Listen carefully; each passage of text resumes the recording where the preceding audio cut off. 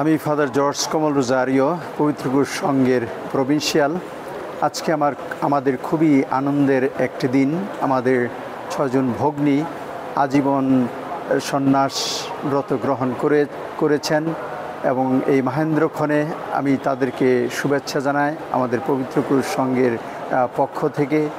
সত্যি আমরা খুব আনন্দিত। আমাদের জীবন ঈশ্বরের দান এবং আমাদের আহ্বান আরও একটি বড় দান। আমরা দানের উপর দান পেয়েছি। আজকের এই সুন্দর দিনে মহেন্দ্রক্ষণে এই 6 জন সিস্টারকে আমাদের সবার পক্ষ থেকে আন্তরিক প্রীতি শুভেচ্ছা অভিনন্দন জ্ঞাপন করছি।